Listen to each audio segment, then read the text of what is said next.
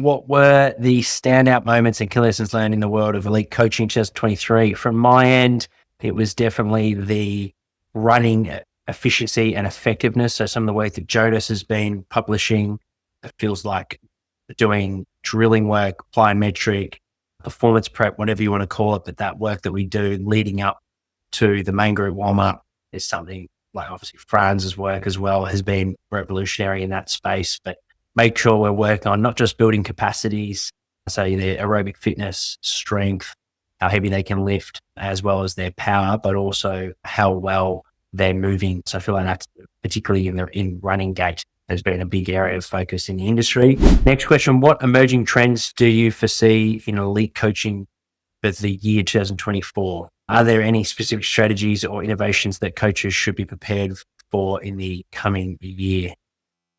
Emerging trends, I think probably this year I noticed plyometrics were a emerging trend. I think in 2024, maybe it tends to go in roundabout. Things will pop up and then go back down and revolve around. I imagine agility, so reacting to a stimulus and being able to cut, drop step, effectively will be a key area that coaches will want to be confident with and be able to confidently develop athletes with for footballers. Given the ever-evolving landscape of sports, how can coaches stay adaptable and responsive to changes in the industry?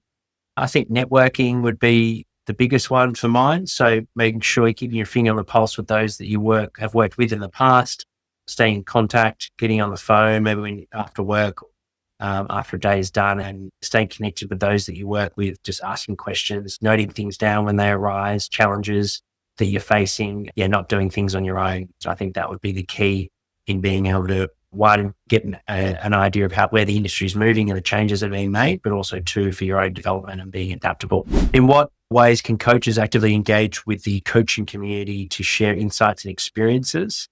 Conferences would be a great one. So the Ask conference, or anyone to that, it's a great opportunity to connect with the industry. I would say going to any short courses or workshops like SportsMap, as I mentioned, or the ASCA do like little online modules. So I presented this year on the AFL reconditioning role. I think we had about 60 turn up to those. So although you're not really networking, it's a good way to upskill yourself for those online courses. As we step into 2024, what do you believe will be the game changers in elite coaching, and how can coaches best prepare these shifts?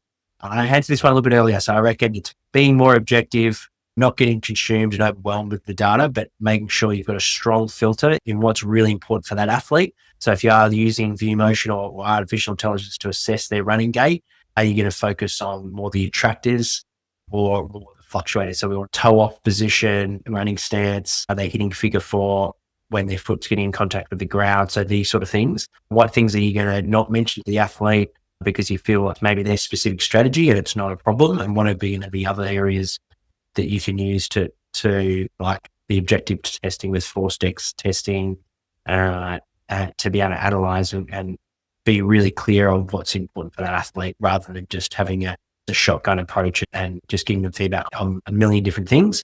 Being able to assess many different things and then just give the athlete one or two areas that are really important for that athlete.